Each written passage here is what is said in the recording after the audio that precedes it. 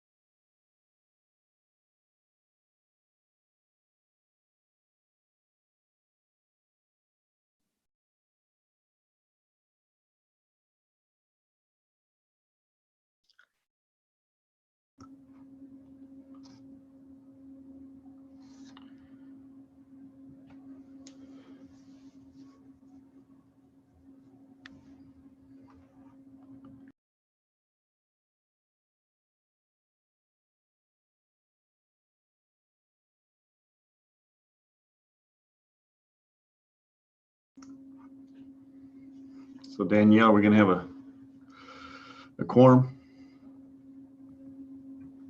Fingers crossed. Okay. I sent out some emails. A lot of people are on vacation. Okay.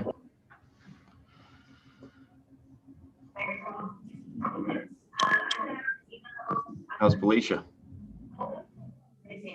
I'm good. How are you, Ron? I'm good. I like the beard. Yeah, it's been longer sometimes, and I've shaved it some, and I've gotten lazy. Good. How's the subreg rewrite going? We started again, and we have a meeting later today. We are doing good. Okay. We really appreciate you sending that. So Well, you're welcome. Good deal. they've been happy with it so far. Hey, Judge Yeah. Riley. Hello. Good morning. Well, good. Well, hopefully we'll get a couple I know more a lot on. of folks at, so a lot of folks have been out of office or were just coming back into the office this week. So I tried reaching out this morning to a few folks to try to get some confirmation. So hopefully we'll have a quorum. If not, we'll have to postpone and voting on the minutes till next time. Gotcha. Let's see. We got Shelby, Bullitt, Spencer, and now Jefferson. So we're good. Okay. We'll get Brian on here. Yeah. Hi, Ryan. Yeah, there he is. Hey, everybody. Working from home, Yeah, Tuesday is my designated work from home day, although I have to go in for a meeting here in about an hour. So huh? All right. Mhm. Good. Well, Danielle, if you're all right, I'm going to go ahead and get started. Yeah, that's fine. If you want to go ahead and get going. Yep. Okay. Because it looks like, Tom's on and Mhm. we've got a quorum. So We it's got 11 one. and it's 11 o'clock. So, Yep. I know we've got in a few stragglers they can catch up. okay. All right. Well, at this time, we'll call the July 13th KIPDA Regional Planning Council meeting to order. And the first item of business will be the roll call. So, Miss Rachel, if you'll do the roll call for us, please. Sure. Okay. Honorable Jerry Summers, Ms. Felicia Harper, Here. Mr. Keith Griffey, Here. Honorable John Logan Brent, Ms. Amanda Ricketts, Ms. Emily Liu, Mr. Tony Parrott, Mr. Mike King, Ms. Amy Alvey, Mr. Jim Urban, Honorable David Vogel, Honorable Dan Eisen, Mr. Ryan Libke, Here. Mr. Craig Myatt, Greg was there. He's here. I see him. He's Okay, I got muted. him. Oh, and I just saw Emily Lou joined. Honorable John Riley, Here. Ms. Julie Sweezy, Honorable Todd Pollock, Honorable Joe Robinson. All right, that's it. Thank you, Rachel. And at this point, I'd like to welcome everybody. I know I didn't say welcome and good morning, but it's good to see everybody on here and hopefully everybody's doing well. Our next order of business will be the minutes from April 13th, 2021. In your email, you should have received a copy of those minutes. And if there's any discussion, this is your opportunity. If not, we'll entertain a motion.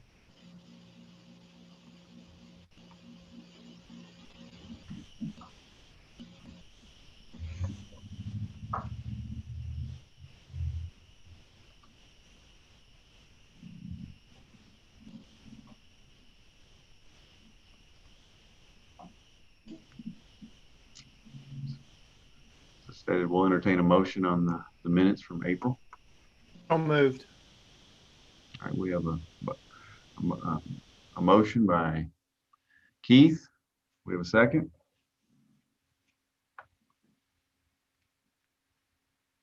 Second. Second by Judge Riley. All those in favor say aye. Aye. Opposed? Hearing none for opposed, the motion carries. The minutes from April are approved. Okay, so this is our next item of business will be a model solar zoning ordinance. Mr. Tom Fitzgerald with the director of the Kentucky Resource Council, is going to present the ordinance that the Kentucky Resource Council has developed for communities to use as a guide to implementing solar energy in their counties or communities. And it's good to see Tom and good to have him on here. And we appreciate him for joining us. Danielle, do you have anything you want to add before Tom starts? No, just a quick note that I know there's been increased interest in the state related to some large scale solar development. We've had lots of questions related to how to update zoning ordinances and best practices for regulation. And so I thought that it would be wonderful. I was really grateful for Mr. Fitzgerald for agreeing to come in and share this wonderful resource that they've put together. So excited for the presentation. All right, thanks, Danielle. Tom, welcome, and the floor is yours, and we'll be engaged, I'm sure. Thanks very much. It is a privilege to be with you all today. Everybody calls me Fitz, so Fitz is just fine. The Resources Council, this is my 37th and last year as director of the council. We have done legal aid on the environment for all this time. We basically, we do air, wastewater, mining, utility policy, energy policy. We represent folks in many of your all's communities, and sometimes we work with local governments as well on solid waste and other issues. But we tend to get the calls that when people are not having a good day, right? Nobody ever calls and says the air is pure, the water is babbling, and we're just having a great day and thought we'd call. And we started to realize a couple of years back, really about a year and a half, that there was going to be a significant uptick in the interest of large scale non-utility solar plants in Kentucky. The first inkling I had of that was actually during the first budget cycle for under COVID, where we did the one-year budget in Frankfurt. I got a note from one of the folks at the Public Service Commission that there was a budgetary issue where they needed to protect some unencumbered monies because they expected to have a significant uptick in these utility scale solar plants. And so we, sure enough, within the past year and a half, there have been a number of different so-called merchant plants, which are not utility owned, but are utility scale solar arrays that are being proposed for Kentucky. And so we, the first inkling we had was over in Clark County, where there was a very tense situation between landowners and residents of the county and the county officials over a proposed solar operation. And we realized that in order to prevent kind of recurrence of that sort of conflict, having an ordinance in place would be extremely important. I'm sorry, somebody keeps trying to call in while I'm talking here, so I'm a little distracted. Give me. We realized that having an ordinance in place that specifically addressed the siting of these solar facilities and did so in a way that respected the existing land uses, respected the environment, and which provided an orderly process for local government and local community involvement in these siting decisions would be important. So we have some volunteers work with the council, and I asked them to shift from what they were working on in order to see what the best practices were around the country. What are other communities doing? How have they dealt with some of the thorny issues like protecting farmland that is prime farmland or as highly productive farmland, which tends to be one of those areas that if you're doing a solar array, you want not to have a lot of trees around and you want gently rolling to flat land. And so there's a potential there for some conflict. And so we pulled together the best practices that we saw around the country, North Carolina, a number of other states, and put together the model ordinance. The model ordinance has been through several iterations so far. It's in version 2.3 right now. But we have tried to distill a kind of a menu for local governments, and none of it is etched in stone. But we made a decision, for example, looking at the the approaches that could be done, one being a zoning approach or a rezoning approach that would, as you know, go through the planning commission, would go through the hearing process, and then would go through the legislative process, either the city or the county that had jurisdiction. And we decided to go as a template to go with a conditional use permit approach, because it seemed that given the ability to integrate these uses into other uses through things like screening and appropriate size setbacks, and looking at them in a very specific way, as a CUP process can. Looking at the particular property, looking at the circumstances surrounding that property, it seemed to provide more flexibility to tailor the various issues in order to provide for appropriate siting. One of the issues that we wanted to make sure that we properly integrated in the zoning ordinance is the relationship with the state siting board. Now, some of you will remember, and this goes back, 15, 20 years, Kentucky was being looked at by Enron and by a number of other companies that were wanting to get into the business of generating electricity for the wholesale market. And they were looking at Kentucky because we have this confluence of the transmission grid and interstate pipelines. And so some of the legislators, had a conversation with me and said, we don't have a siting process for those counties that don't have zoning and planning. We have no way of, the Public Service Commission doesn't regulate them because they're not selling electricity for retail.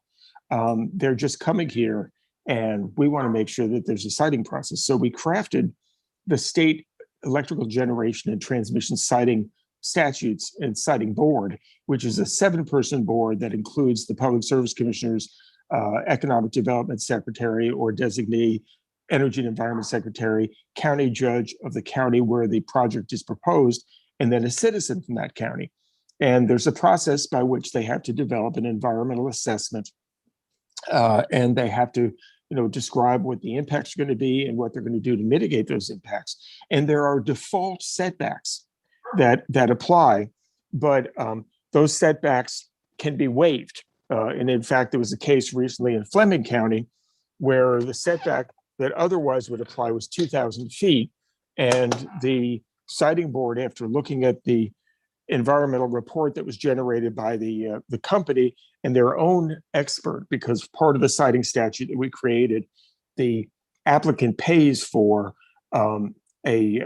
provides money so that the siting board can hire an independent consultant to review the siting process and make sure that it meets the statute and mitigates the impacts on other land uses. And so I realized, the one area in particular that the counties and cities that have planning and zoning can have an input is in the setbacks, because where the setbacks are provided in a local ordinance, they will be respected by the siting board. And so what we proposed was a setback that is not only a property line setback, but then also one to existing dwellings. The property line setback is important because, in my estimation, you want to protect the potentiality of surrounding properties, not just the current use. And so we require screening and buffering and setbacks to be put in place in order to try to recognize that that siting is important. Once the property has the solar array on it, the ongoing impacts are fairly benign. It is the construction process that is where you have some and the process of, under federal law, you have to put a fence around these facilities. And without some buffering on it, the fence can be kind of jarring. So, but the height of these things, 10 to 20 feet off the ground, is going to have less of an impact in terms of visual impact than if you have, for example, a subdivision that's put in next door. So, so we tried to anticipate the major issues, mitigating impacts on wildlife, productive farmland, historic, natural, other sensitive lands, as well as assuring that neighbors would have the ability to fully use and enjoy their own lands. The other issue that we tried to deal with was, what do you do at the end of the useful life of these facilities? Now, these solar panels have a life of about 25 to 30 years. And what happens if they, we don't know what the technology is going to be in 25 to 30 years, right? We've seen almost virtually overnight a dramatic decline in the cost and increase in the capacity of solar batteries. So that you're seeing now utilities who are, not solar battery, but battery storage. You're seeing utilities around the country who are canceling new power plants because they can utilize renewables and other sources of electricity and store it now. So we don't know. In 20, 25 years, will we have centralized solar farms? Will they be more decentralized? People have them in their backyards, people have them in their rooftops, and we will tie them in together.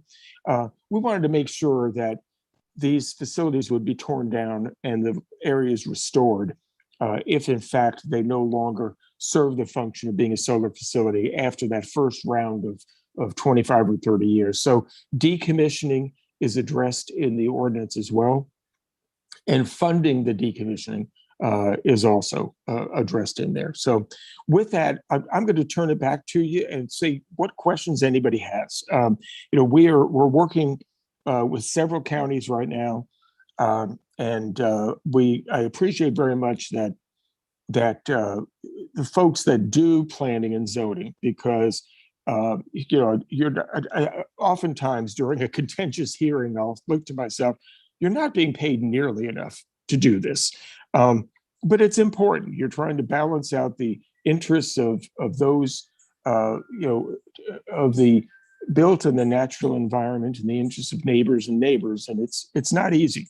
What we tried to do was to provide a set of tools that could be modified as appropriate to the local communities, and would hopefully help to guide the conversation on how do you integrate, for small systems, rooftop systems, how do you assure that your investment is being done in accordance with the rules?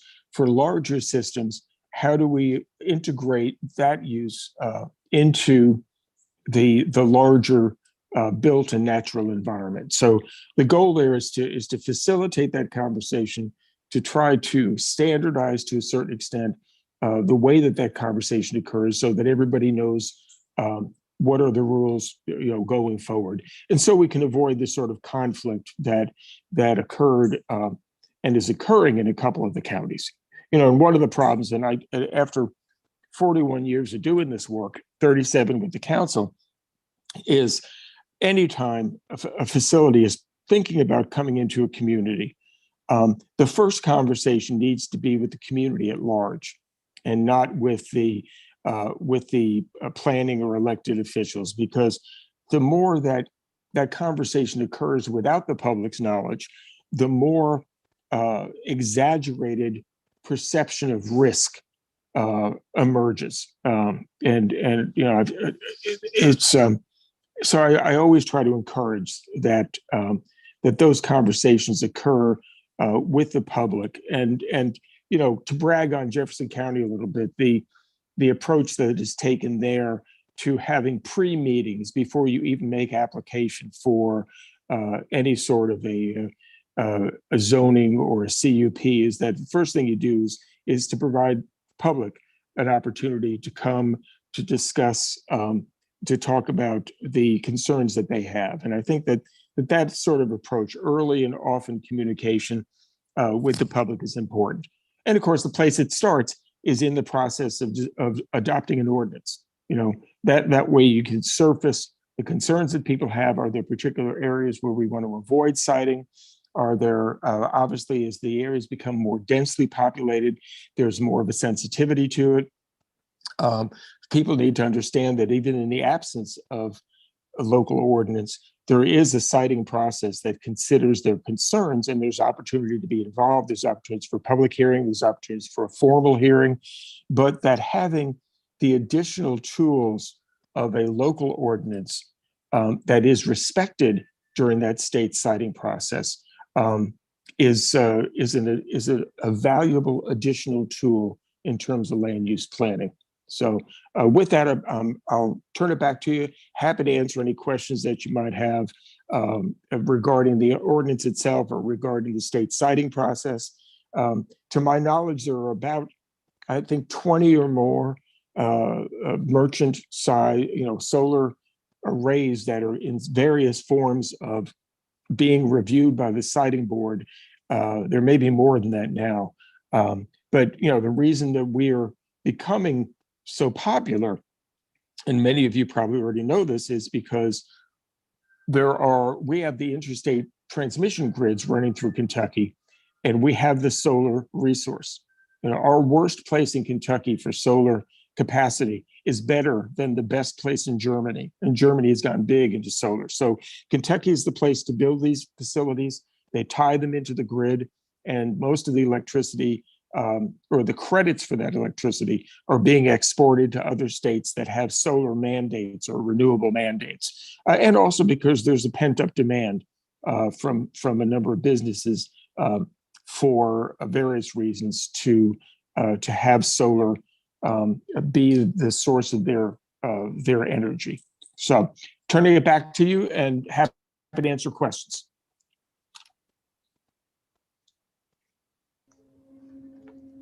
All right, does anybody have any questions?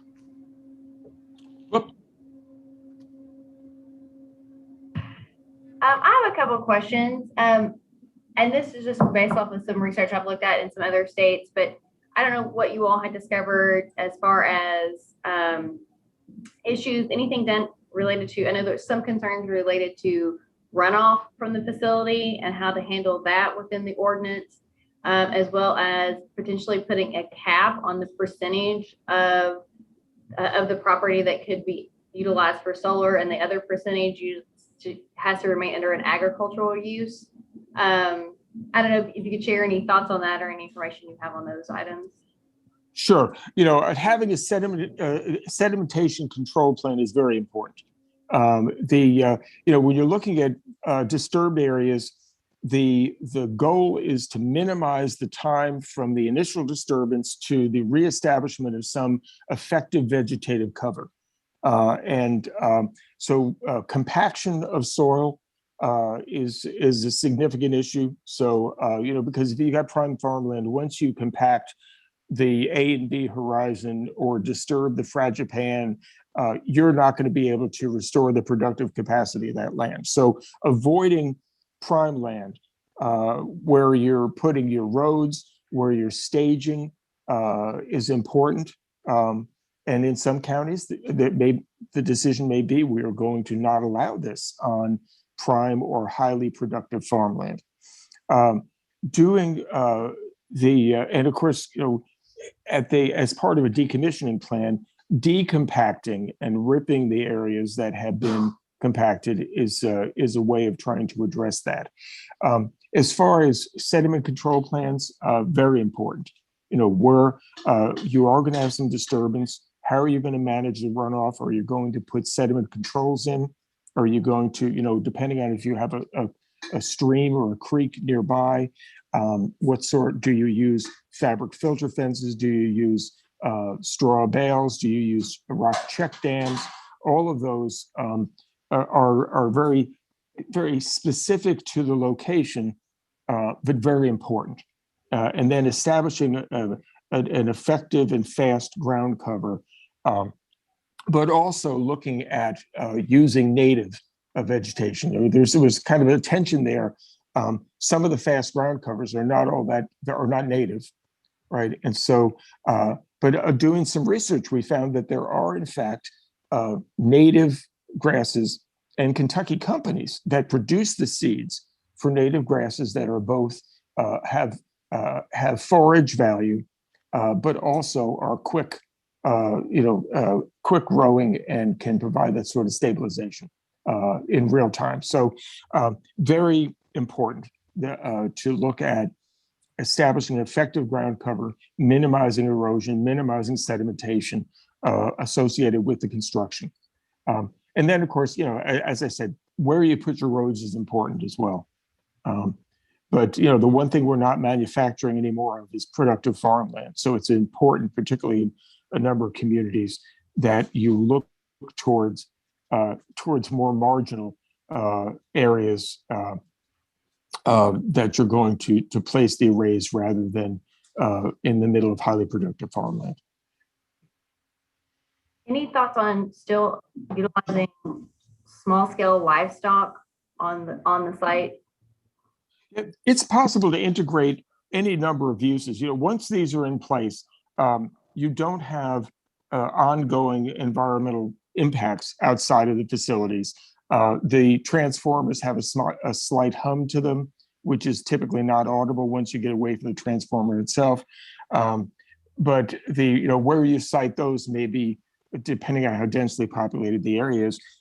But there are a number of folks who propose, and in fact, the siting board has required that when you do a solar array, you integrate pollinator species into it so that you are still providing agricultural benefit, even though you're consuming. I mean, the reality is these things consume a certain amount of land area, but that you integrate them into other land uses. So you can still, depending on what kind of a buffer you have, there's still the ability to utilize the property for the fringes of the property for pollinator habitat and for other agricultural uses. But that's the sort of thing that having the conditional use process allows you to ask for those things on a case-by-case basis, and doesn't create the concern that you have when you do a rezoning that we're going to rezone this as industrial, and everybody's like, well, wait a second, that means that there's any number of other uses that are much more intrusive that would come into this zone because you've now zoned it industrial. So by doing a conditional use, you're not affecting the underlying zoning, but you are imposing the conditions necessary to effectively control any adverse impacts that may occur. That was the thought process, at least, behind it. Great, thank you. Does anybody else have any questions? So Fitz, you talk about it being kind of drafted as a CUP model. Have you been approached by any communities that don't have board of adjustments or zoning in place, and how they can implement something there? Yeah, for the only we've got general feedback from several counties thanking us for doing the ordinance. We haven't been tracking the extent to which they're incorporating the model or pieces of the model. But for those communities that don't have zoning, then it becomes an issue of working with the siting board and making sure that the county and the residents are actively aware of what's going on with the siting board, because that becomes the forum. To my knowledge, there have not been any formal interventions by any parties opposing the solar sightings that the board is considering, but there have been public comments that have been received. But there is that opportunity, and I would encourage folks. In fact, I'll send Danielle. I'll send you the Fleming County zoning or siting board report. They're doing what I think is a pretty thorough job, even in the absence of local zoning, in terms of holding the applicants to a number of mitigating conditions. And so their approval has been conditioned on several different things. And to me, it's good to see the siting board operating the way that we hoped it would 20 years ago. But what's nice is there's a baseline of protection there, even if the county does nothing. But this is an opportunity to have a voice in some of the critical issues, such as the setbacks. And because those setbacks, to the extent that they are default numerical setbacks, which of course can be adjusted by the county, can be adjusted by the CUP process. That's what variances are for. But to the extent that you've got a default number in the ordinance, that will be respected and not waived by the siting board. So that's really one of the key integrations that occurs. But for those counties, without zoning and planning, I've always looked at it and say nobody ever wants zoning and planning in their community up until the junkyard moves next door, right? And then they call me and say, what can we do? I said, well, if you hadn't called the county judge a communist and run him out of office for trying to get planning and zoning 10 years ago, you might have another tool to try to assure that your property is protected. But it's for those counties without it, there is that default siting board, which is about all they've got. Given that the siting board is there, I don't know that a county could a non-zoning county would be able to draft a separate ordinance addressing solar siting without running into the argument that the state has preempted the field by creating the siting process. All right, anybody else?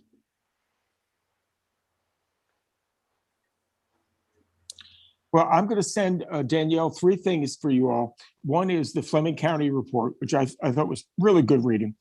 Second is the most recent iteration of the model ordinance. And the third is a paper on the relationship between the siting board and the model ordinance, or the siting board and zoning. So any questions anybody has, I appreciate what you all do very much. And any questions you all have, please feel free to holler. Had a good conversation the other day with an old friend of mine, Judge Brent. So, and we'll be up.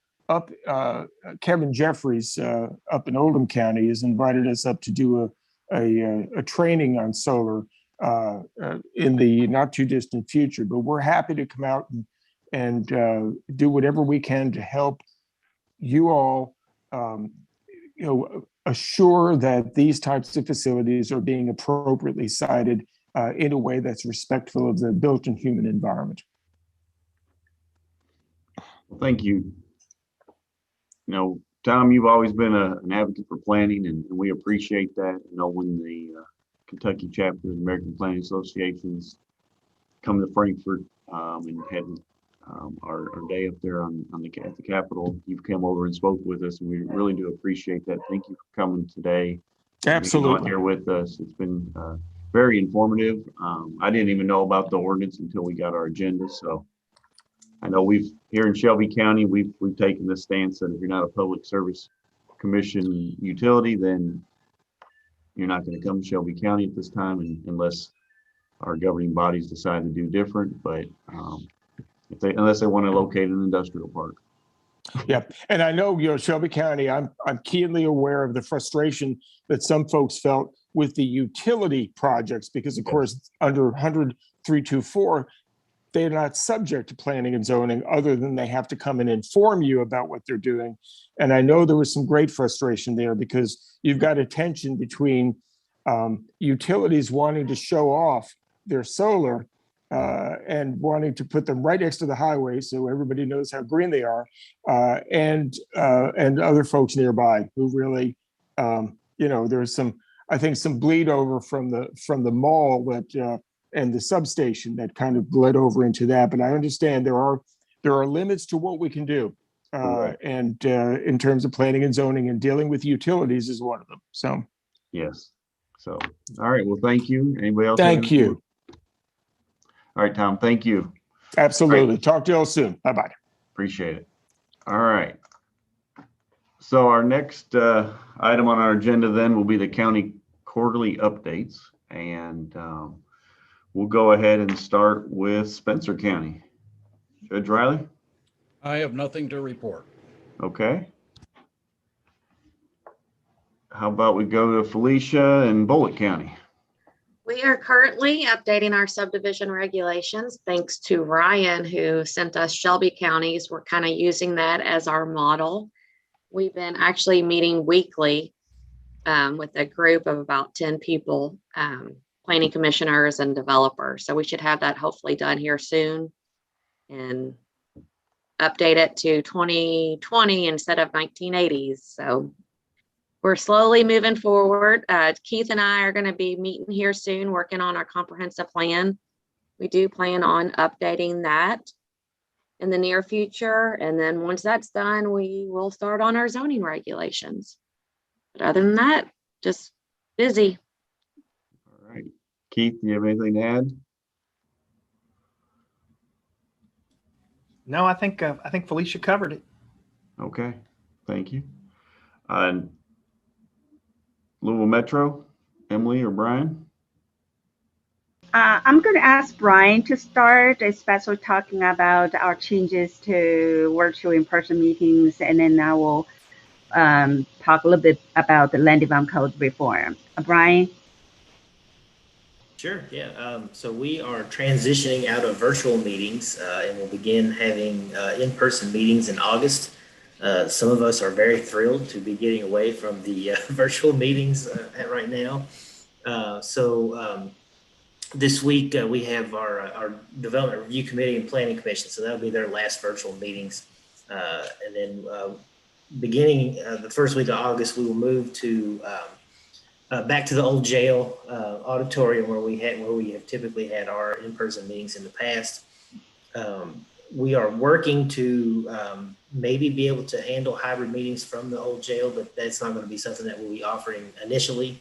We've got some people coming in to install some equipment this week, and then we'll continue to work with them and do some testing, and then find out, how much interest there is from the public to have the virtual component for them. But we are moving forward with that, so we're really excited to be taking one step closer back to the old normal in terms of our public meetings. Thank you, Brian. I'm going to talk a little bit about one of the biggest projects in Louisville Planning Zoning Office right now. You probably heard about it and read about it in the newspaper. And that is our zoning reform. We call it land development code reform. It's going very well. It started about 10 months ago. And we are in the process of just implement the phase one. Because of the pandemic, we have a little hard time reaching out to all the residents, especially the marginalized community who are impacted historically by the zoning and some other land use policies.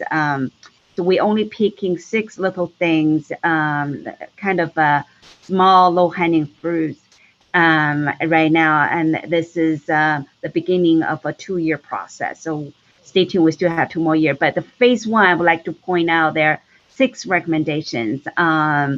3 of them already approved by Metro Council. 3 should be approved within the next couple of weeks. The 3 that's approved by Metro Council one is notice requirement. Fitz talked a little bit about earlier, we have extensive public engagement opportunity for everything, conditional use permit, zoning. You need to do neighborhood meeting first. We also require meetings or project to be notified, to notify all the adjacent property owner as required by KRS. But this changes go one step further, not just like property owner, but resident. Like if you live there, if you're a renter, if you live on your mother's property, but you're not an owner, you still get notification. It's a major step forward. The second one that also adopted by Metro Council is legalized urban agriculture. We all know that in Kentucky, if you're 5 acres more, you're pretty much exempt from zoning, but you have to be 5 acres more.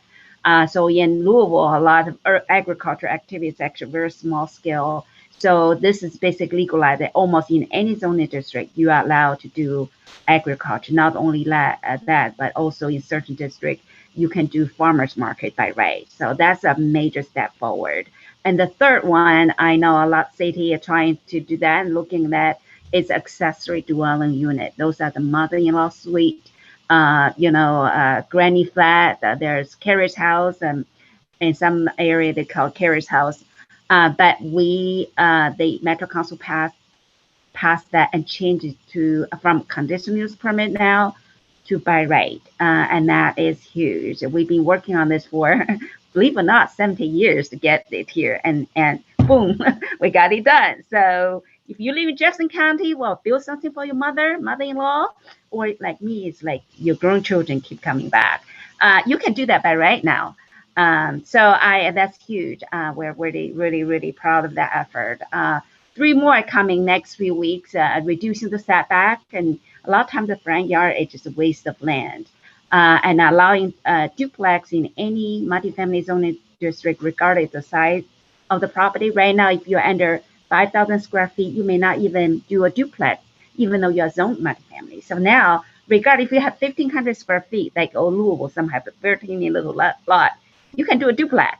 And also reduce setback. And we're also trying recommending get rid of FAR, floor area ratio. It's just like in the way for a lot of diverse housing, affordable housing. So those are the phase 1. I think we make a lot of progress just last year. I haven't come back for a while. It's more likely Brian and I will take turns to come here. Today, I feel like this subjects really interests me. So it's really glad to hear him. I mean, those are the major things. There's a lot of other things going on, but I will leave the time for other people.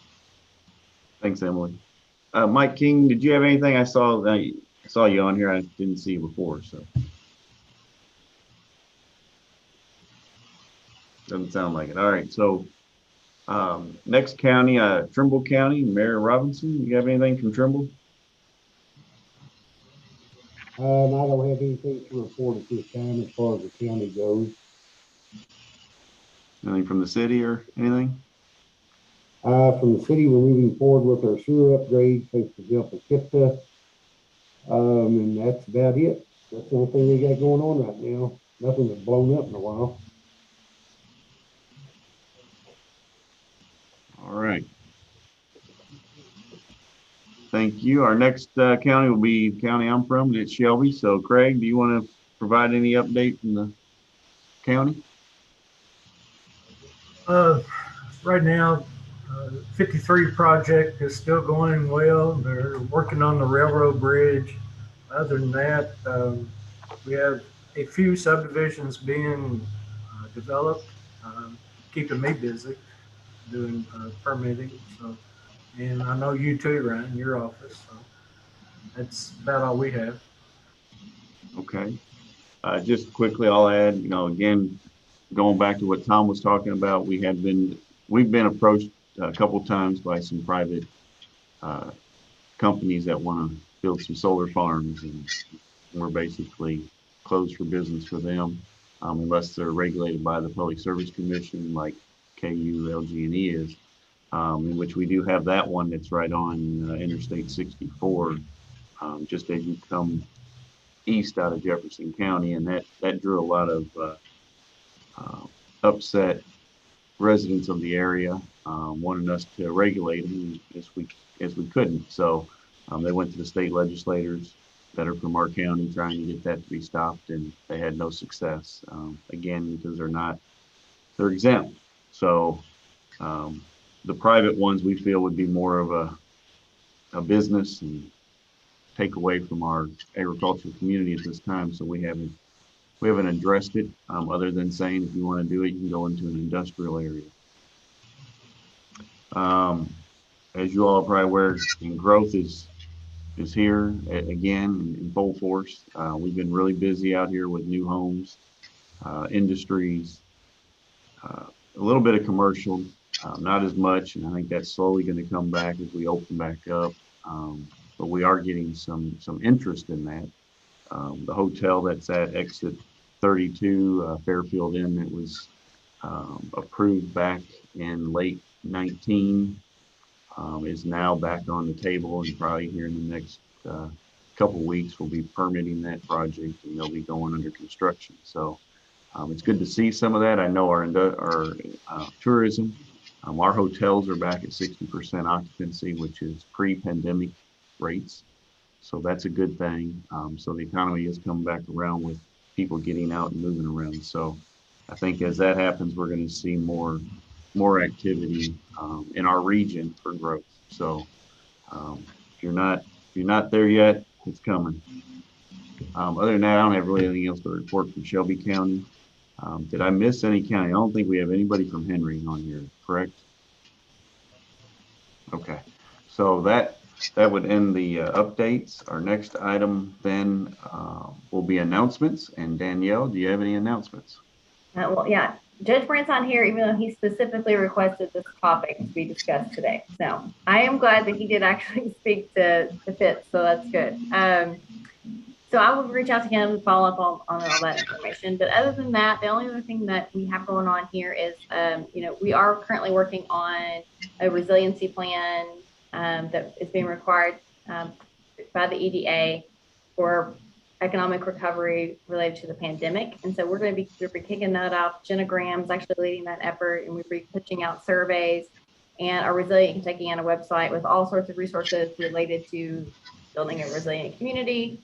So stuff for local officials, businesses, and community members, everything from food and housing assistance to financial opportunities for local governments to potential business assistance and workforce assistance as well. So we're going to be pushing that out. So be looking for that.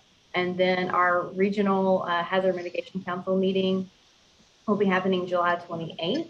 And so any of you who are interested in attending that, just let me know. We'll be happy to send you an invitation. We will be moving forward with approving the risk analysis for each of our counties and moving into sort of showing them, developing what our online format for that plan and those tools. So having the counties review the data specific for their county and getting approval for that. So if you're interested in that, let me know. But other than that, that's it. Okay, thank you. Any other business? Does Olivia, Randall, y'all have anything you want to address the council with? Apparently not. All right. No. Okay, thank you. All right, this is our public comment period then. We'll open that up for public comments. Do we have anybody here from the public that would like to comment to the council? Ryan, I got one thing. I'm semi-public. On behalf of the American Planning Association Kentucky chapter, just want to remind everyone that we are currently accepting nominations for our annual awards. Our conference is going to be in September 23rd and 24th at Lake Barkley. And so we are accepting nominations for any projects or anything that you would like to be nominated for both 2020 and 2021. That application is available on our website, which I am putting a link in the chat. So if anybody has any questions, they can reach out to me or Adam Keene in Hardin County with any questions they may have about that application. And the deadline to submit that is July 31st. So just, again, we welcome any nominations. All right, thanks, Brian. Looking forward to that conference in the fall. Anybody else have anything? All right, hearing that, the public comment period then will be closed. And before we adjourn, Danielle, the next date for our next meeting? Good question. Sorry. That's okay. I'm never prepared for this. The 12th, October 12th. October 12th. So if everybody would make that note in your calendars, 11 o'clock. Question, is that going to be virtual? I think virtual might work better for this meeting because it's the commute, but I'm just wondering. Yeah, I got approval. Actually, I requested that we keep the Regional Planning Council Zoom only. And so that was based on the conversation from our last meeting. That's what everybody seemed to prefer. So we're continuing permanently being held only on Zoom. Oh, good. As long as everyone's still all good with that. That's what we were planning on doing. Yeah. Oh, that sounds good. Saves us on the commute and lets us continue to work up until time of the meeting and then get right back to it when we're out of the meeting without having to drive. So I would say though, if anybody has issues with Zoom or doesn't have those, maybe KIPDA could host those individuals that might want to come to KIPDA. And yeah. If you do have an interest, if there is a substantial interest in there being a hybrid format, then we could set up a hybrid format, like we're similar to what we're doing to our board meeting with our board meetings and, RTC and TPC and all our other council meetings. So we can do that if requested. Yeah. I mean, everybody should be pretty Mhm. in the know on it now since we've been doing it for so long. So it shouldn't be a big Right. problem, but just in case somebody did need to. All right. With that being said, doesn't look like we have any other business to discuss. So at this time, we'll entertain a motion to adjourn. So moved. Second. All right, we have a motion and a second. All in favor? Aye. Aye. All right, thank you, everybody. The July 13th meeting is adjourned. Appreciate everybody's attendance and conversation and the information we learned today, and we'll see you in October